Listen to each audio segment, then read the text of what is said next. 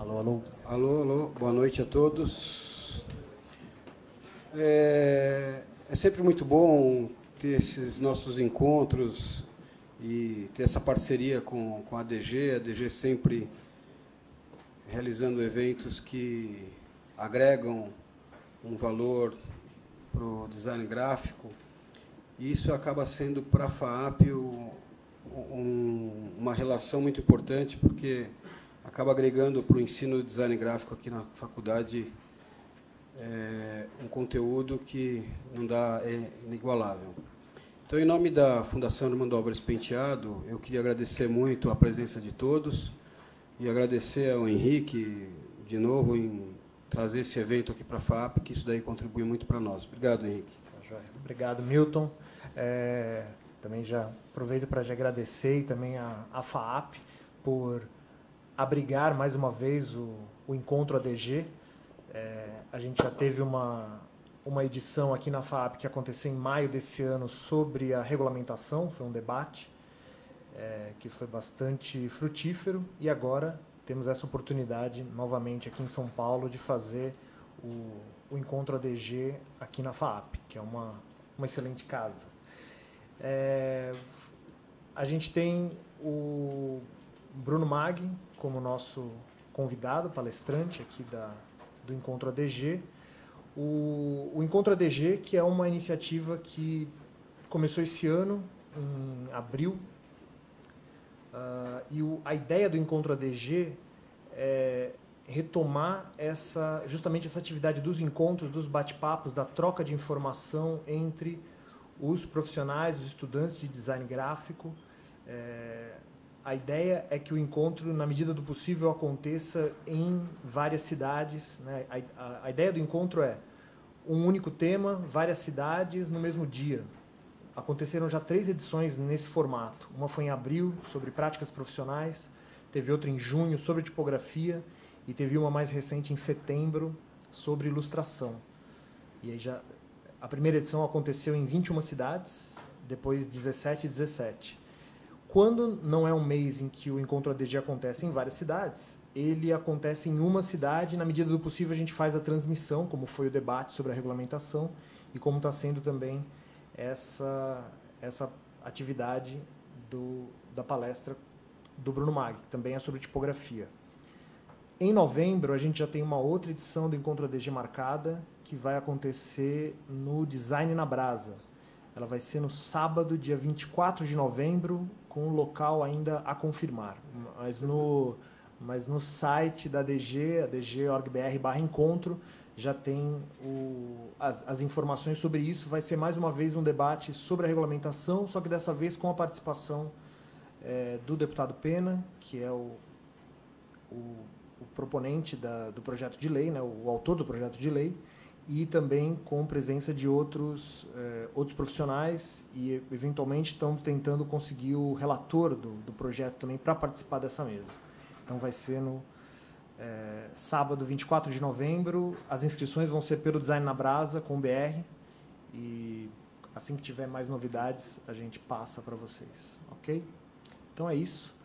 Agradeço também a presença de vocês todos, e agora convido o Bruno para começar a apresentação, pedir uma salva de palmas.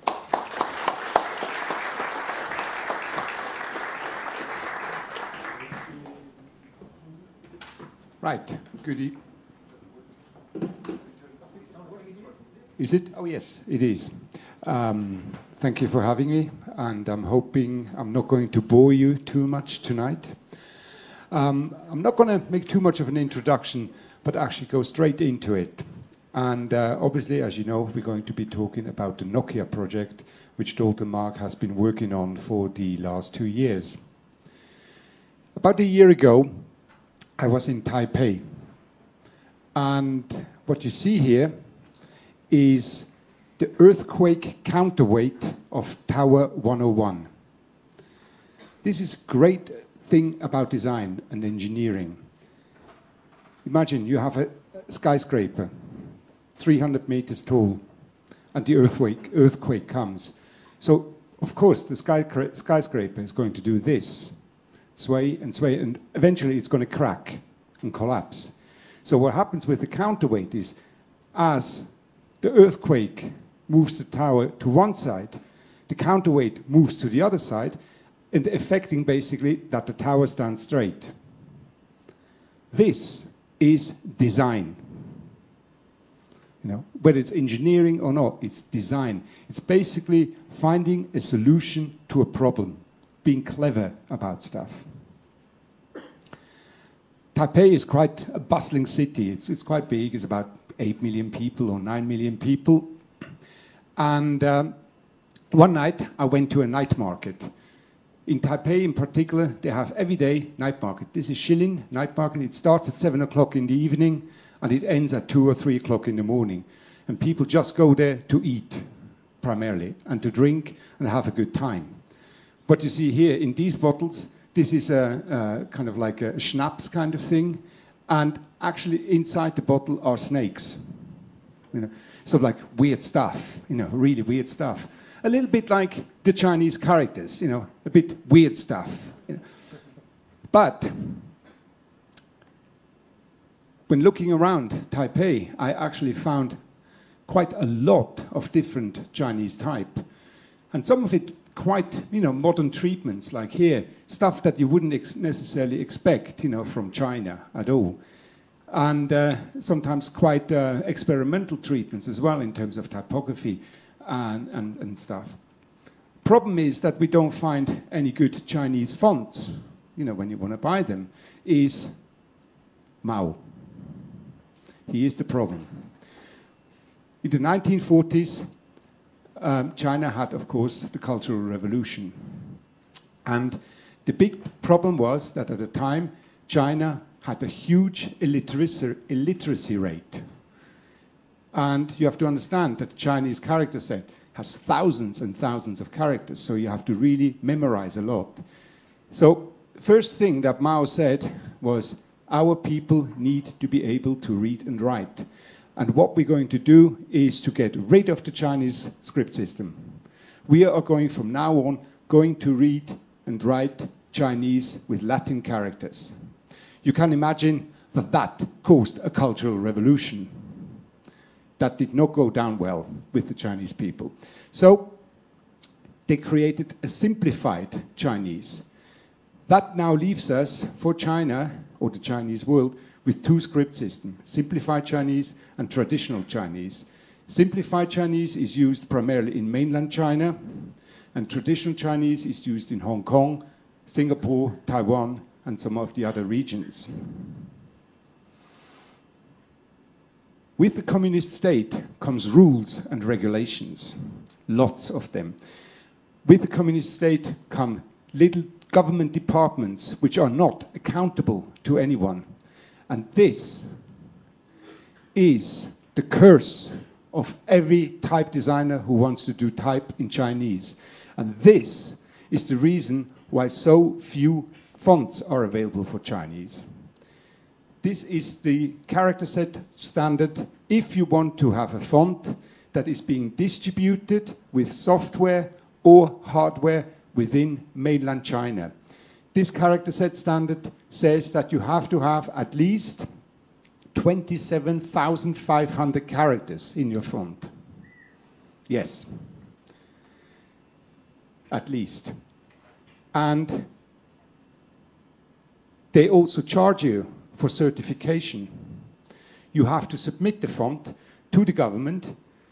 There's going to be a few people, you have to print out the entire 27,000 characters. It's a stack that big. There's a few people, they're going through every single character and checking it. If it complies with the correct standards of designing a Chinese font, if it complies with technical standards, takes 3 months. You pay $25,000 US per font to get that done. Total rip-off. This is the reason, Mao is the reason why we don't have any good fonts in China. Now, anyway, Nokia, of course, needed a font in China because we have to be clear about this. Mainland China is a 100 million user market plus. If you put that into monetary terms, that's about $3 billion worth of market. So all these mobile people, they want that big time. And in order to do that, you have to have a Chinese font, because in China, strangely enough, people don't really speak English. So we went away and started doing some research. We looked at existing typefaces that were around. And in this particular style, which is a Hay or a Gothic style, and we found that most of the fonts were of very poor quality. And most of the fonts looked pretty much the same, almost like copies of another one. So we wanted to create something a little bit different with the Nokia Pure Chinese. So we started off by creating 3 different versions. One which follows the more traditional principles, one which is a little bit more modern, and one is sort of like a hybrid in between. This more modern version was rejected by the people straight away, by our consultants. They said, this is display, this is funky type. We don't do that. And we didn't want to do this because there wasn't really a difference to anything that was existing. So we ended up with a hybrid version where you have, for example, this element here, where it's quite flat at the bottom. We wanted to have it a bit rounder. So we developed about 50 or 60 characters following this scheme. Did lots of testing in light, regular, and bold, because of course in Chinese you have very dense characters, very complex characters. That creates darkening up at small sizes. So we had to make adjustments to the font weight in the Chinese to alleviate that problem, particularly in the bold. Now, also, when you go onto mobile phones, you have the big problem of data size. Normally, when you do a Chinese font with 27,000 characters, your font will come in at around 11 megabytes. That is not acceptable on mobile devices. The maximum you can have is 3 megabytes. So what you do is to start dissecting the characters. All Chinese characters are made up of about 12 distinct strokes. There's 12 strokes in Chinese calligraphy, and they make up all the shapes. The strokes then combine to make radicals.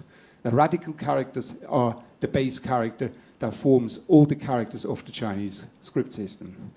And also, they make up the body parts, which is sort of like an extended radical. You have about 300 radicals and about 600 body parts. So you design them separately, made up from the elements of the stroke.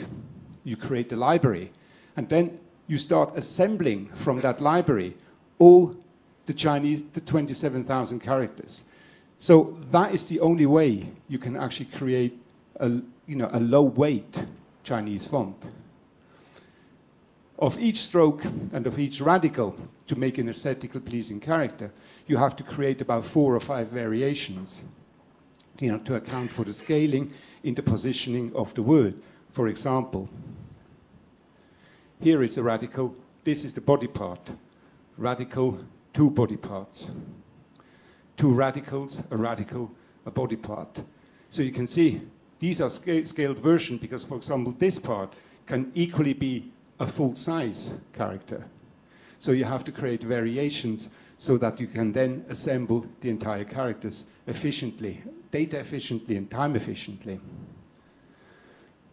After 7 months, we have come to the completion of the UI version, the user interface version of Nokia Pure. All 3 weights are now delivered. They have been certified by the government, and they made it in 1 month. We pressurized them a little bit, and we now have to redo the fonts and improve the design quality for print purposes. That means going through all the 27,000 characters again and refine everything. But let me tell you a little bit now how the project actually started to happen. 2 years ago, we were invited by Nokia to look at their new branding and to help them to form a basis with the typeface. As you know, Nokia used to use the typeface by Erich Spiekermann, Nokia Sans. Great typeface, but too much personality. No one can actually work with the font. You know, this is a bit of an ego project, maybe. And it was very clear that Nokia wanted to have something which was much more subtle. It was much more reduced in terms of personality, because they wanted to build a brand, and they wanted to create something that was reminiscent of the Finnish design aesthetic, pure. Think of Alvar Aalto, for example. Very clean forms, very simple shapes, and that was exactly what the font should do as well. So we went away and started working on about 30 different versions of a design concept for the Nokia font. We did that all together with the brand team at Nokia. And some of the elements, for example, we were looking at round character shapes as opposed to square character shapes. We did lots of variations. We created little serif versions, etc., and tested it all, always live in an environment on a mobile phone to see how the whole thing behaved and whether a subtle detail would actually make an impact or not. Once the design concept was decided, we went off and started working on design details. So, for example, here, should we have kind of a playful G or like a more straight G or classic G, or debating the @ symbol for 2 hours? Makes no sense, the @ symbol, you know, it's such an insignificant character, you'd think. But people have become so attached to the @ symbol. You do anything funky, you get a revolution. They will not like it. And it becomes clear that people are very much like what they're used to seeing. You know, the moment you do something different, a little bit eccentric maybe, it doesn't work. We extended the character set. Whoop, that's actually the wrong character. That's the wrong font, actually. Just realized the slide has snuck in here. This is from the Ubuntu font, but it doesn't really matter. This is from the Ubuntu font. The Nokia font as well has this character set, and the top part of here. So Latin A extended, that covers about 100+ languages. Cyrillic and Greek. Combined, the 3 character sets cover about 2.5 billion people. So you can do native communication with that amount of people. That is a pretty good return on investment, if you think. You know, 750 characters, 250 billion people, that's pretty cool. That is a brand effort. Nokia Pure font comes in 5 weights for display, from thin to extra bold, and the 3 middle weights are also used in a user interface environment. There are slight differences between the display version and the user interface version, in that in the user interface version here, this area, for example, in the N, has more contrast. So basically we're going much thinner, that when you see it on the screen or at small sizes in print, it doesn't blacken up so much. In display, because it's only used large, we could actually reduce the contrast in these elements. Also, the display version has a much tighter spacing for large size usage, and the UI version is a little bit more relaxed. At the launch party, that was in March 2011, Nokia threw a big launch party for the fonts. A one-night event in London, about 400 people attended, lots of Finnish vodka was going, very nice. And afterwards, they did a market research. And the market research showed that Nokia generated 1.2 million euros worth of value through the hype they created with the fonts. That was actually already more than double what they were paying us for the initial investigation and the initial drawings and all that. You know, again, good type makes you good money. You know, so don't skimp on fonts; they give you a return. Right. When we started the project off, we were agreeing that we would do Latin, Greek, Cyrillic, Hindi, Thai, Arabic, and Hebrew, 7 script systems.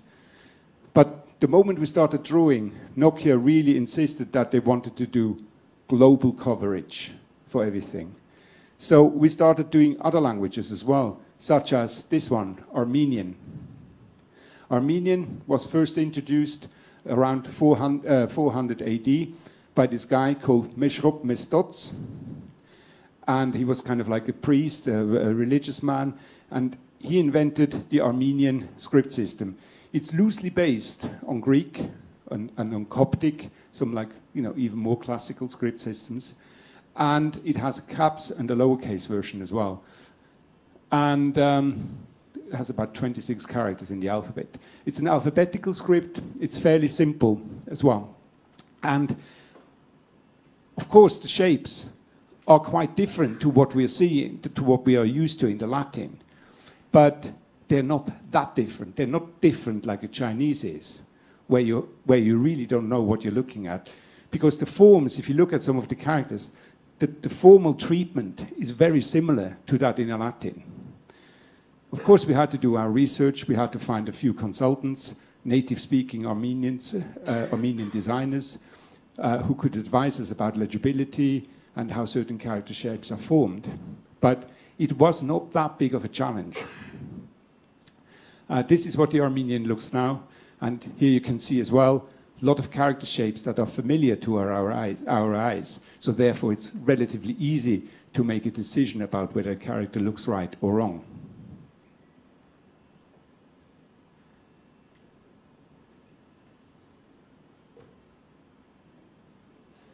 Now,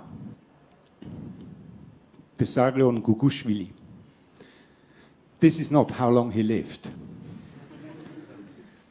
This is actually the time when this man was the Prime Minister of the Republic of Georgia. He became our consultant for creating the Georgian characters, for creating the Georgian script system. Bessarion Gugushvili.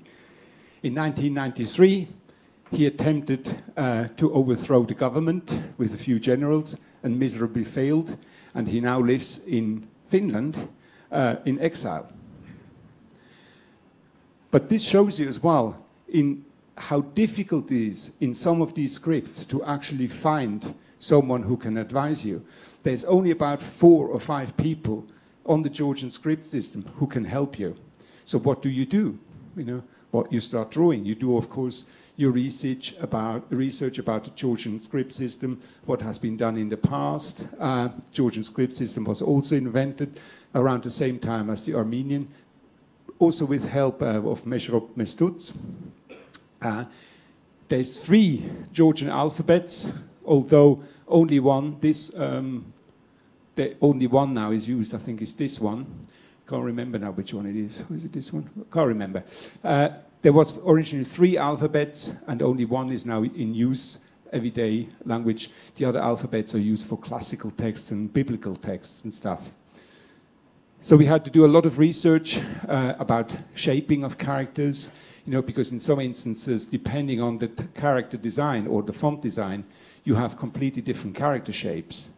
So we had to do the research on that, some trial, and then always kind of like correspond with the former Prime Minister of the Republic of Georgia. You know.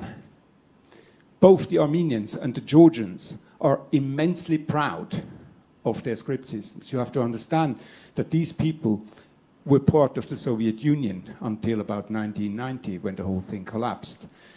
And the Soviet Union completely eradicated their identity, their national identity. For Armenian, you have about 4 million speakers worldwide. For Georgian, you have about 6 million speakers worldwide. But say, these people are immensely proud, and going so far that in Armenia, in Yerevan, the capital of Armenia, they built a tower with their script system.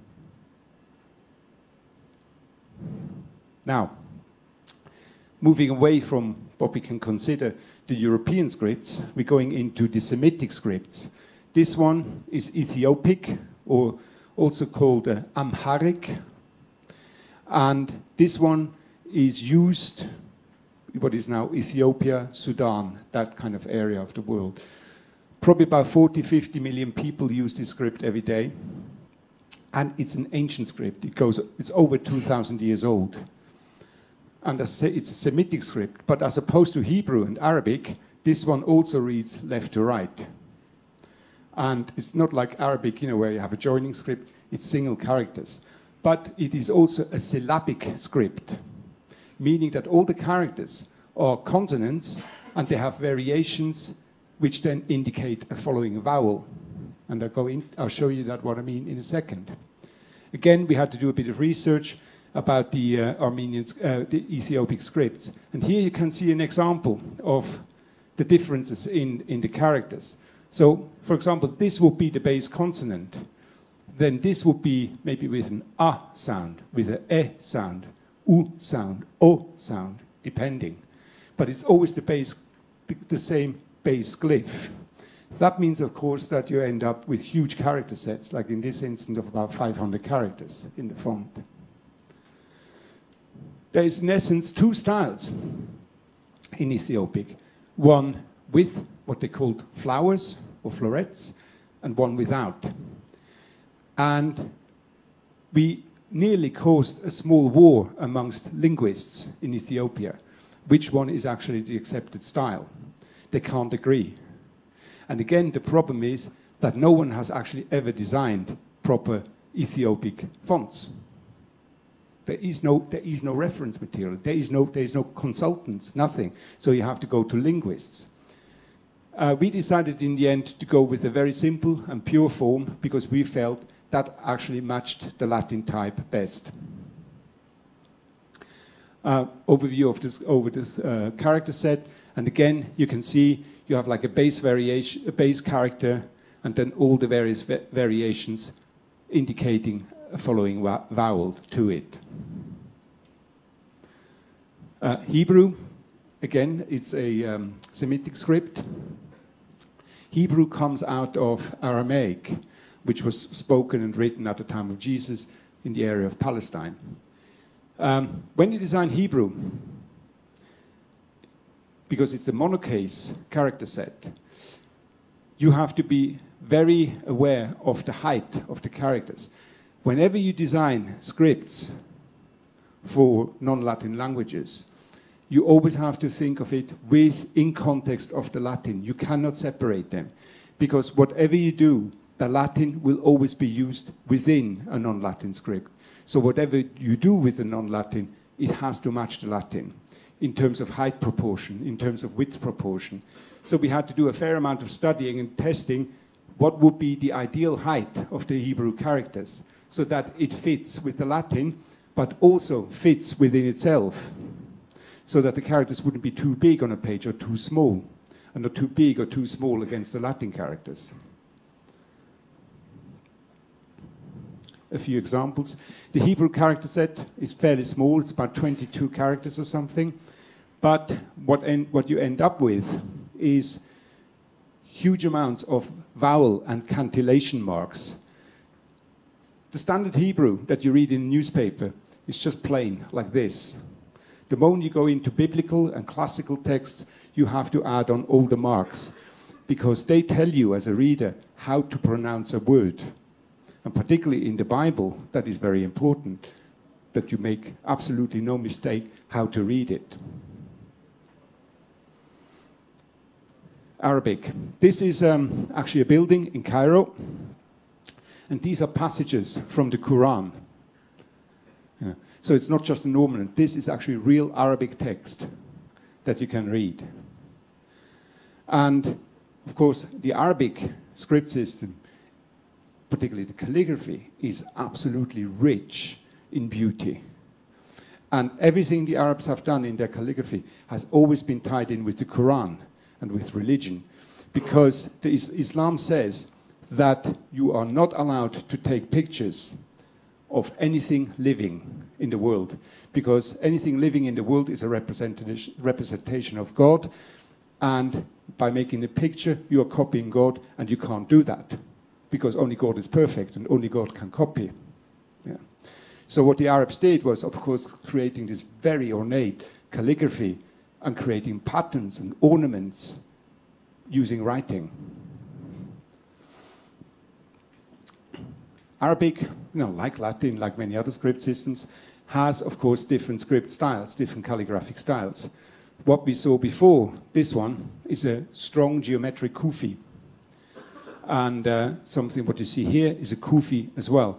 Kufi was the first Arabic script developed around 700 AD, just around the time when the Quran first appeared in the city of Kufa. You have other scripts, something like this, which is more like a Nasr, or here a more like a Nastaliq style. In this instance, kind of more flowing and soft style. The Arabs are also fairly liberal in the display environment, how they actually treat their characters. This letter, for example, the scene should actually normally be horizontal. But of course, the graffiti artists, because he ran out of space, had to make it vertical. So quite a liberal treatment of how to write. In this context, legibility is not an issue. You can read it, it's no problem. You couldn't, of course, do that in a text environment. That would be unacceptable. So we had to make a decision what we're going to do with the Arabic on the screen. And we decided to go for a fairly strong Kufi style. And the Kufi style is signified by having a strong horizontality and a strong verticality. So there's none of that flowing calligraphic handwritten element in it. It feels quite constructed. Because we believed that this was the most appropriate style to be used on small mobile phones for menu entries, etc., because we believed that actually provided the best legibility. Little did we know, and here we didn't do our homework properly, that the Persians absolutely detested what we did. They refused reading our Kufi style. They just bluntly refuse. And this is not because they can't read it, it's they don't want to read it, because the Kufi style they say is Arabic, and we are not Arabs, we are Persians. So therefore we don't read Kufi. So all of a sudden, you're a type designer and you get involved with politics. You know, what is that all about?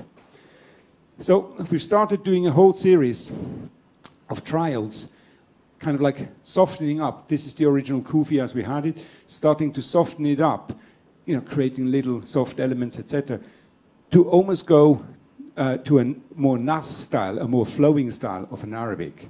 We're actually in the process now of completely redesigning the Arabic for Nokia away from the Kufi into more of a Nas style, because that's sort of something that people started to want for whatever reason.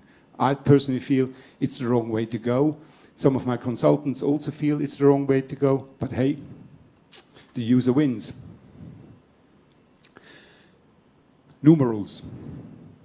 These are obviously the numerals that we know. These are Arabic numerals.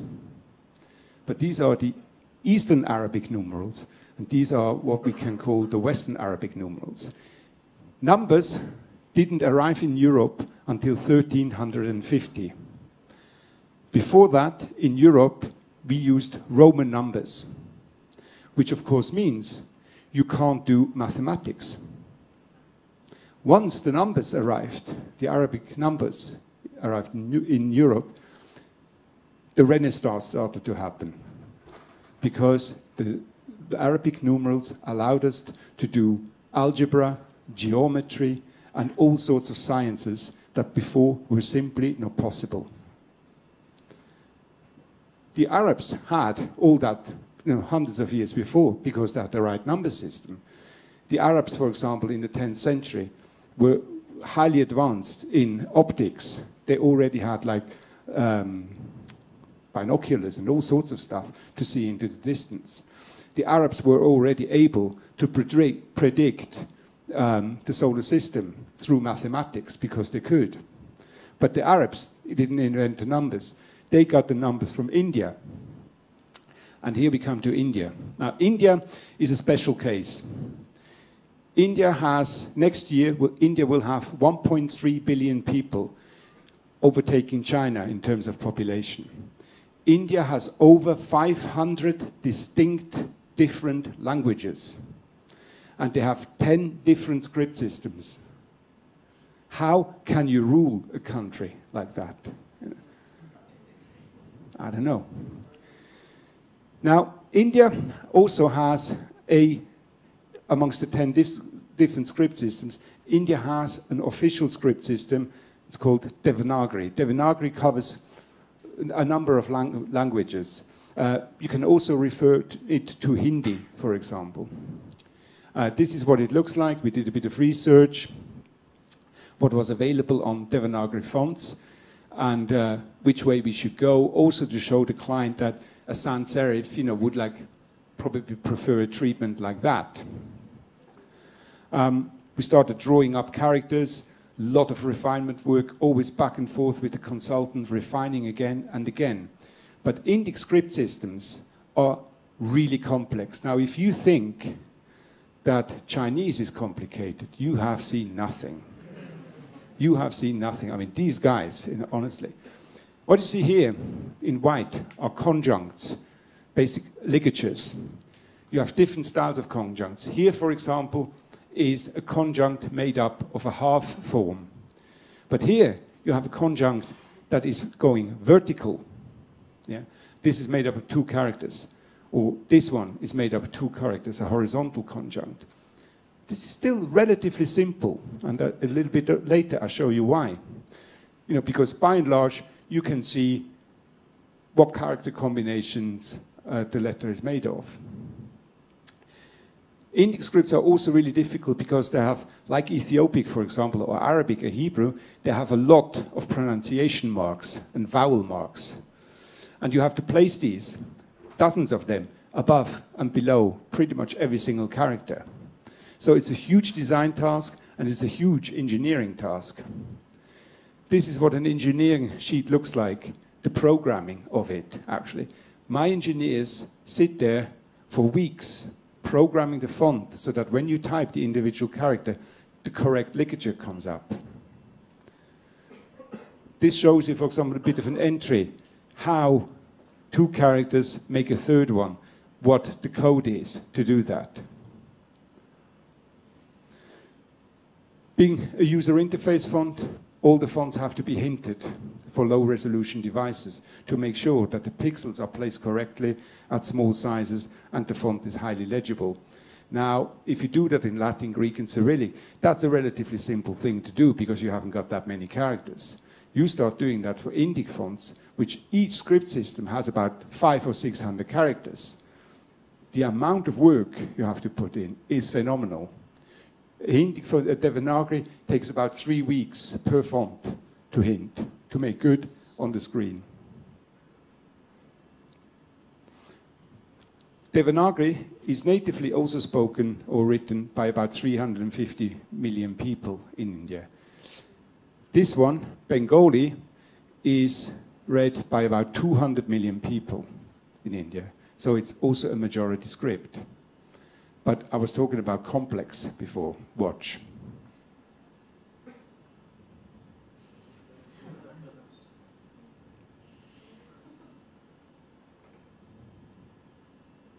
Come on! What is that all about? This is like, this is 2,000 years of drug abuse. Honestly, honestly. Don't tell me you can find out from which 6 characters this is made up. Bengali is the most difficult script system we have learned to create. There is no documentation how it's formed.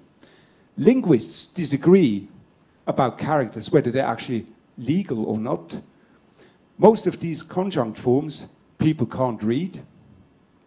It's chaos. Total and utter chaos.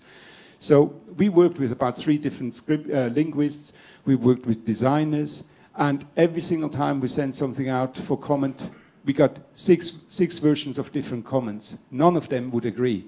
So what you have to do is start extracting the things that make sense, and just make a decision and say, this is how it is, and hopefully people like it. But Bengali is definitely tricky. I want to show you a little bit also about the complexities of the Bengali we designed. On the left here, you see Microsoft Vrinda, which is the Bengali typeface that has been shipped up until Windows 7, if I'm not mistaken. On the left, you see our version. In Microsoft Vrinda, what they did is just like plonking individual elements together to make a character. And you can see, proportionally, these things don't fit very well. You know, here it looks a bit too squashed, and then it sort of like folds off. We have actually redrawn every single conjunct so that it harmonizes within itself. In index scripts, this bit here always must stretch over the entire glyph to the last vertical line. In Microsoft Render, they created just one single version, which of course means it falls short. The problem with this approach is that people can't really read it anymore. It creates a legibility problem. So again, we had to create about 50 variations of this to cover all the situations of length of character. Same here. This loop must always terminate above the preceding vertical line. Again, you have to create lots of variants of this version. You can see this bit here clashing when it actually should read like that. We went even as far as creating subvariants of the same character where you would have this element coming out, just simply so that it doesn't close up too much at small sizes and actually clash visually. Took us 8 months to do the Bengali. Absolutely outrageous. We were basically 5 months late with the project, and Nokia did not like it, I can tell you that.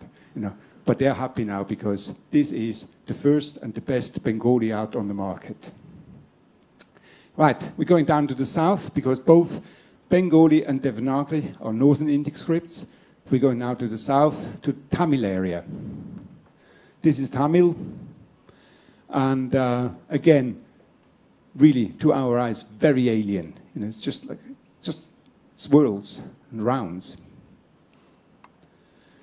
Again, doing the research, we came across this Tamil design that was designed by Linotype in the 1980s for their phototype setting machines in England, actually. And Fiona Ross, who is now also our consultant on IndexScript, she was the main designer on the Tamil for Linotype. It's actually also considered one of the best Tamil typefaces around. Like with always, lots of studying, lots of researching, lots of drawing, changing, and investigating what a character could look like.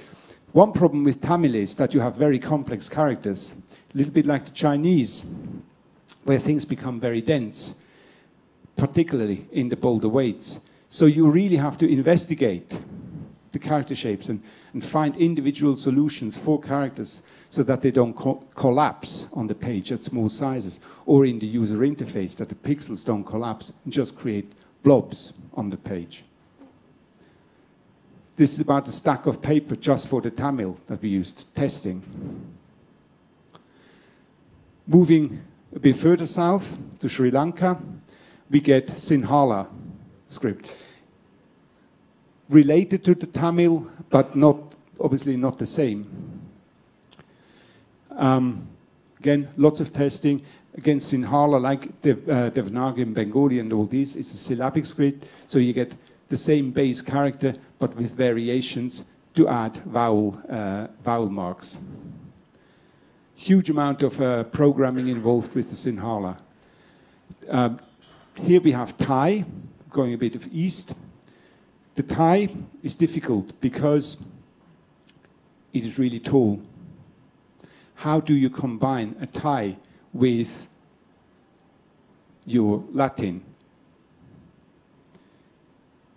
It's also a technical problem, because on a mobile phone or on the computer, you have what's called a bounding box. So that's basically a maximum vertical height you can do.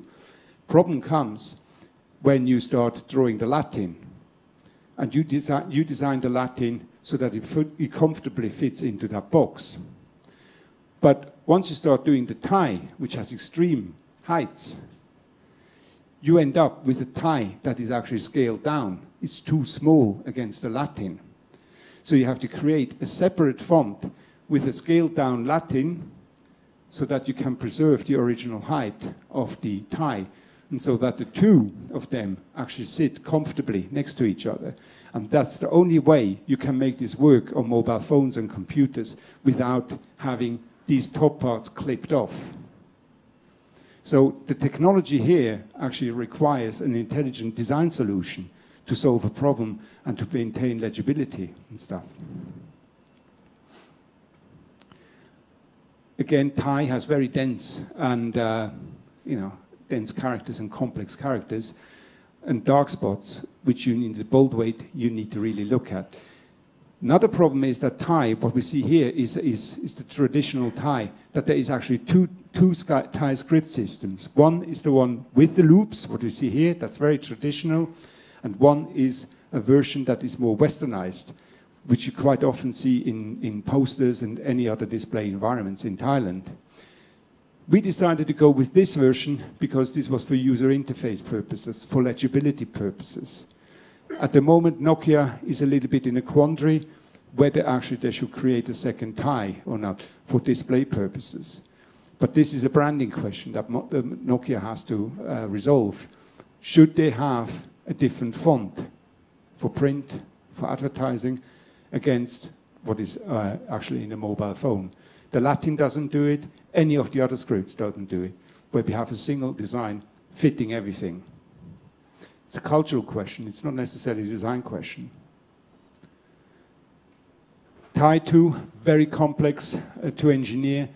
Quite often you have vowel marks that sit horizontally, and then you have to, in the engineering, you have to shift characters across so that you don't have any clashing. You have above positionings, and you always have to make sure that you stay within the bounding box, that this is your maximum height limit, that you're not moving the character above. Khmer, sitting right next to Thai, and Khmer is actually the script system from which Thai was developed eventually. Similar issue, you can see the character shapes are very similar. Similar problems to Thai, where you have height issues and legibility problems. And like Bengali, very little in terms of research material available to actually make decisions. Here too, huge amount of engineering problem. The last one I'd like to show you, and we're coming right back to Latin, is for Vietnamese. And in Vietnamese too, you have height. Everything goes up by double and triple stacking accents. And in order to solve the problem here, we actually started reducing the height of the caps where you have accents. And although it looks quite a big distance, because you have an accent sitting on top of it, once you start reading it in text, you can't actually perceive that the character is smaller than the neighboring characters. Visually, it looks exactly the same, and it allows us to fit the accents in our maximum height. Very briefly about the team. Of course, a project like that, on which we have been working on now for the last 2 years, you can't do on your own. You know, we are now a team of about 40 people, of which is about 20 designers, or 15 or 20 designers, about 5 engineers or 6 engineers, and of course a support team around them. Most of them work on non-Latins. Latin fonts is the minority that we do now. You know, most of it is non-Latin type. I also believe that the future for type designers is in non-Latin. This is where the money is. This is where the market is. I can tell you that. But now, before you all go off and rush and start drawing Bengali, yeah, be aware. You know, it comes with its problems. You know, so you might just want to stick around with Latin a little bit longer. You know. Thank you very much.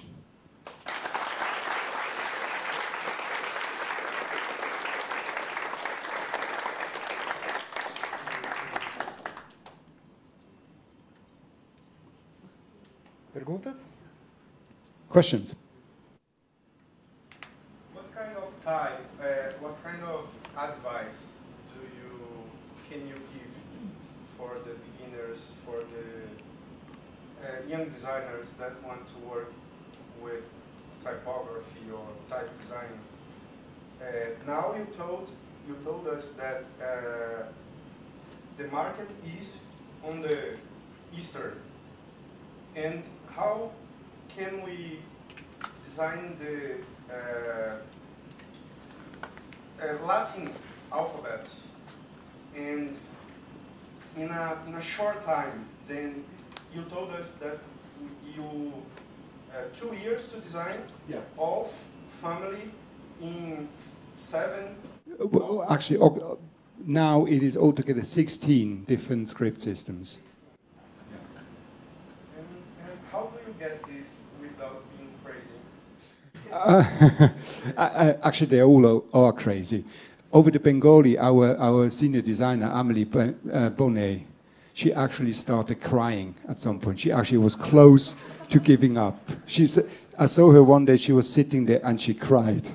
You know, you go crazy, you do, you know. And simply because there is nothing that you know, you have nothing that you can lean on, you know. You have to really invent everything yourself, you know. But going back to your question about, you know, what advice to give, I think if someone wants to get into type design, certainly for the Latin-speaking world, you start with Latin. Make sure you understand the basic principles of typography, you know, the basic principles of type. First of all, make sure that you actually can see, you know, and that may sound silly, you know, but do basic exercise. Make sure you understand what proportions are. You know, if you come to work for me, I expect you to see the difference. If you have a capital character, say 100 millimeters height, and you change the stem width by 0.5 millimeter, I expect you to see that difference.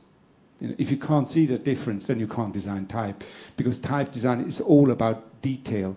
It's all about the micro, you know, because that 0.5 millimeter will make a difference on 10 point. You know, it will make a difference of about 5% in grayness. So this is the sort of stuff that you need to understand and need to be able to see and execute. And if you can't do that, there's no point you even thinking about Bengali or Chinese or any of the other stuff. What about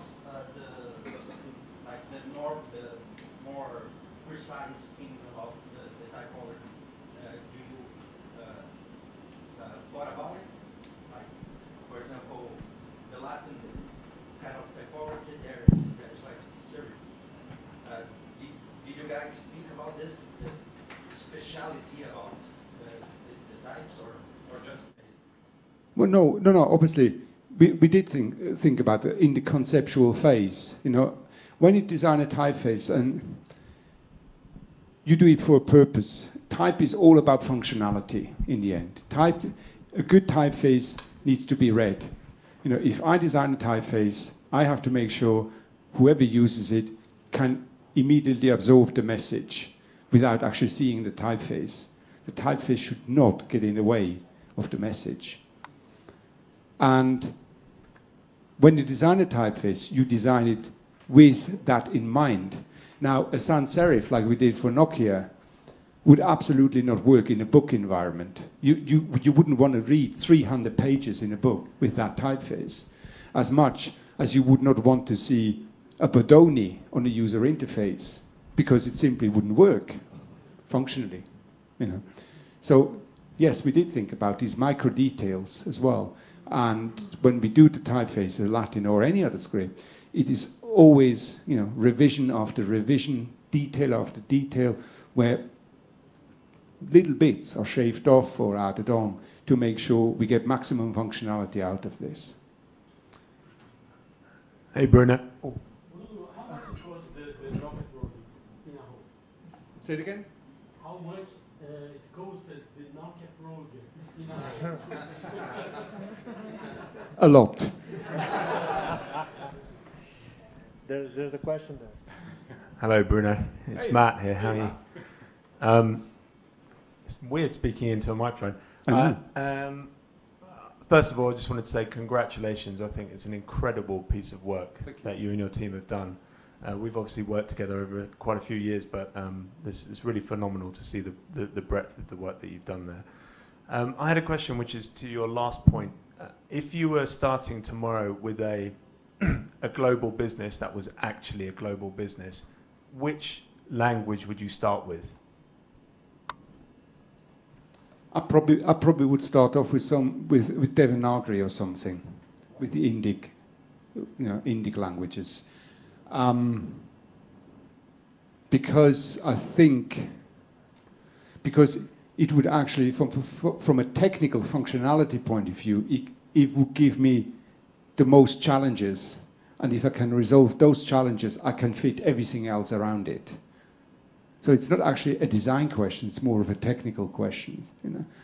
Chinese, I mean, as you have seen, is relatively simple. It's just difficult because there is so much of it, But actually, technically, it's fairly straightforward and fairly simple. Yeah? But the Indic ones are the most difficult ones and challenging to do. So I would start with those, I think. Thank you.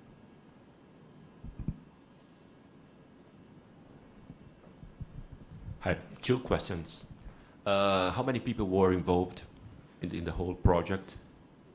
Well, pretty much everyone in the company. Designers? Designers, let me think. About 16 designers. 16? Yeah. And about 4 engineers. Only Yeah. 4? Okay. Yeah. And the other question, at the beginning you said Nokia Sans, it has much personality. Yeah. Okay. Why the Nokia Pure is so neutral? Yeah. The reason is that, and again I have to say that Nokia Sans is a good typeface, yeah. But because of its personality, designers working for Nokia and even in-house designers at Nokia and office people found it really difficult to build a brand on it. The typeface was the brand. So they couldn't really do anything else around it. They found it really difficult to add imagery to the typeface because the typeface would always take away from other elements. And this got so bad that a lot of people actually stopped using the Nokia Sans font and substituted it with typefaces off the shelf, which obviously defeats the whole exercise. But it made it possible to build other brand elements around it because the typeface became more neutral and a little bit more subdued. Yeah, and with the Nokia Sans, that was the reasoning why we actually created a bland typeface, if you want, with very little personality. The typeface is purely here to build a foundation. Like a house, you need a good foundation, then you can build all the fancy stuff on top of it. And that's what the typeface is doing. Now with the new typeface, the designers can actually build other brand elements. They can add imagery, they can add colors, ornaments, whatever they want to do. The typeface is just there in the background, communicating. That's what it's supposed to do.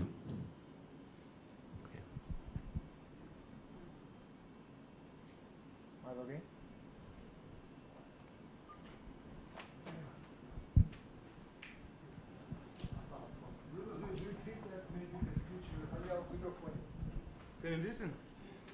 Hello? Yeah.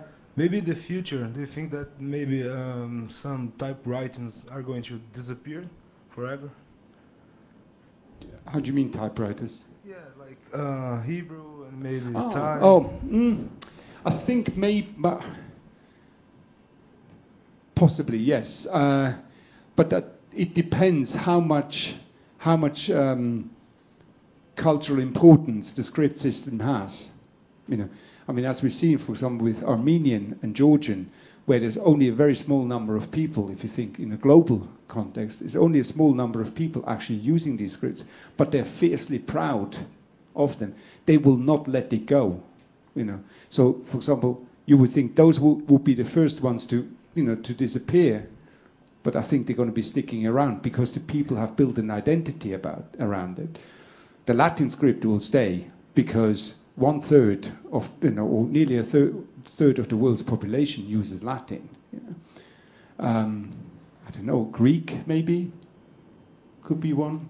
Without saying that Greek has to go, don't get me wrong. But again, Greek, it's a minority script in a global context. Maybe the existence of projects like the Nokia one might help those scripts to survive in a way. Absolutely, absolutely. Interestingly enough, I did the Nokia talk on a design conference in India, and I was talking to people afterwards, and India has very few really good quality fonts available for many reasons. For one, it's obviously quite time consuming and it takes a big effort to make them good. The other thing is also copyright. There is no, the moment you go outside the Western world, the word copyright doesn't even exist in the vocabulary. These people have no qualms of taking your work and ripping it off and selling it and not giving you any money or credit at all. It's a way of thinking. But with this project, what it means is these people are getting a good quality font for the first time, which actually encourages reading, which then helps combating illiteracy, because the font actually fulfills its function.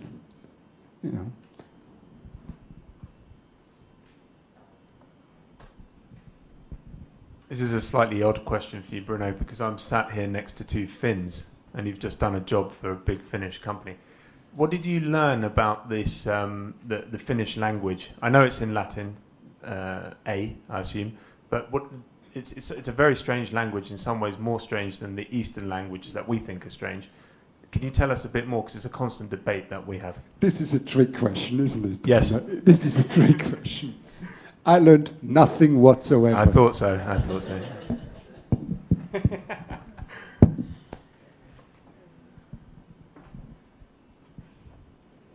Mais alguém?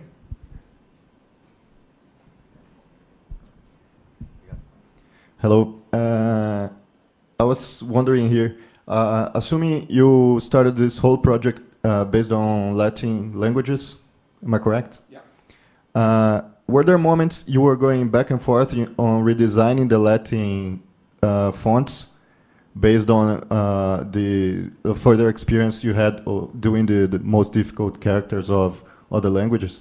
Now, in this instance, the logistics of the project simply didn't allow that. Because of the product launch cycles Nokia had at the time when we started the project, we had to complete Latin, Greek, and Cyrillic in about 3 months, and then those fonts would be going into products. So the design was locked down, which means we couldn't go back and change the design because that would create huge legacy problems. But we did that once on another project we worked with for Dubai Metro, where we designed a dual Latin and Arabic script. We developed the design concept using the Latin forms, but very quickly then added the Arabic into it. And then I had one designer doing the Arabic and the other designer doing the Latin. And they were actually comparing their designs every day and changing the characters in their respective script according what the development was. And that way we created a really harmonious script system where one is not necessarily dominating the other.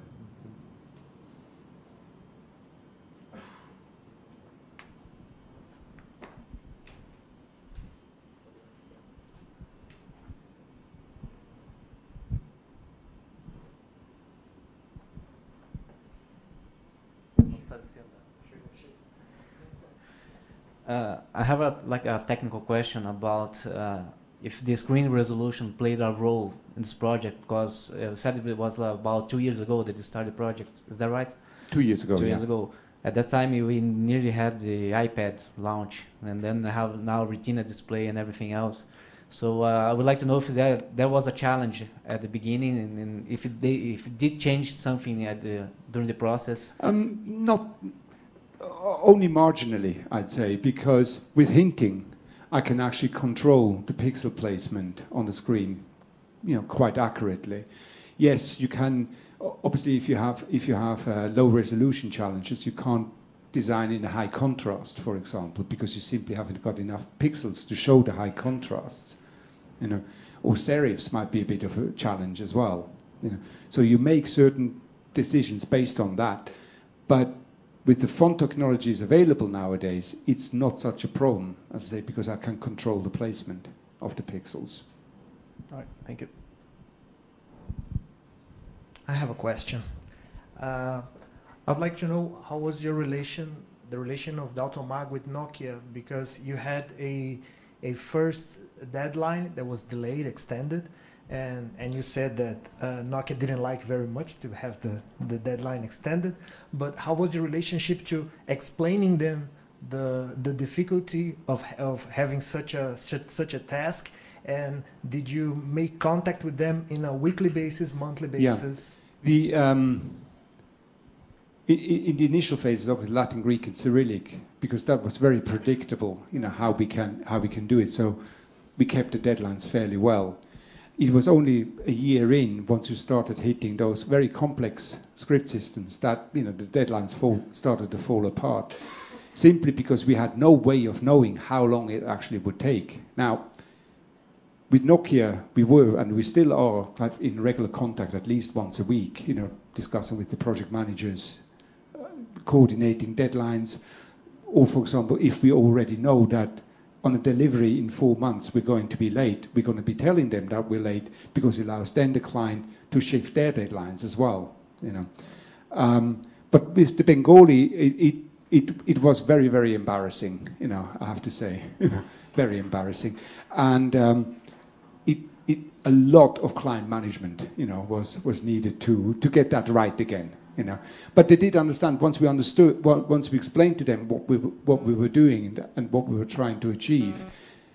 They understood it, as a client. And I have to say at this moment in time that Nokia are an extremely nice client. They're nice people. They let you do stuff. They pay on time, which is also good. And they are understanding.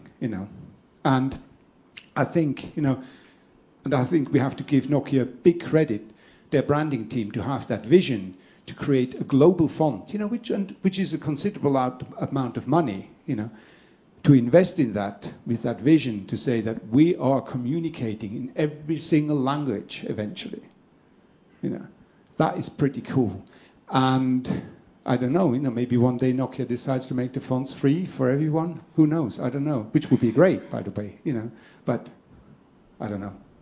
Is it the biggest type system so far? Yes, it's the first time the biggest type system that has a unified design for so many languages. Amazing.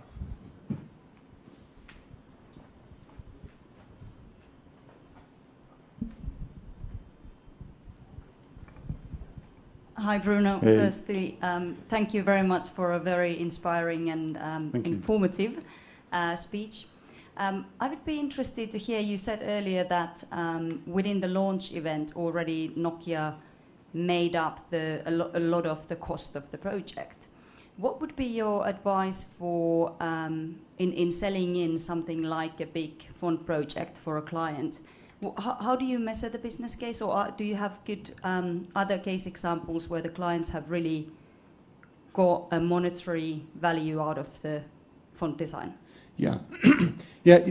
This one it's a tricky one to measure, like the impact of the font, because a lot of clients, would see having a font as a luxury, particularly in the context when you say, well, why do I need to do that? I have Arial, I have 250 fonts on the Windows system, they're all good quality, but one value, which is maybe more difficult to measure, is of course, it's the emotional value that you can attach to it, and that it creates a brand consistency across. Now with Nokia, they have been very clever. They have been doing, from the moment they committed to the project, they had started banging on about it, and doing press releases and really talking about it and really creating a hype around it, and so that way they managed to make this launch event a really big thing, that was globally talked about.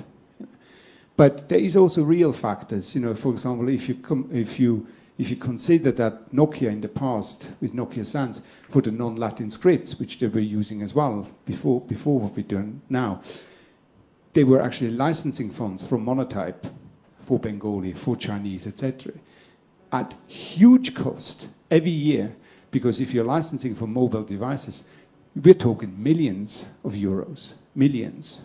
You know. And when you start doing the calculations, licensing against doing something custom, the business case is clear, you know, particularly on that scale. Ok, mais uma pergunta para a gente fechar.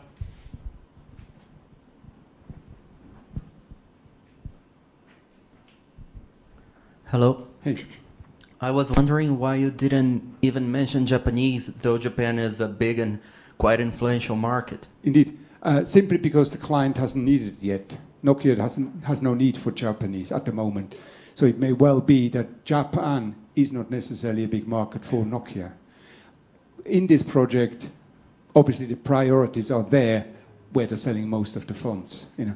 Actually, with the Chinese, what we did, for example, is currently the character set is only for mainland China. We're about to embark on the project to the extensions for Hong Kong and Taiwan, which adds another 15,000 characters to the character set. Yeah. Okay, Bruno, thank you very much.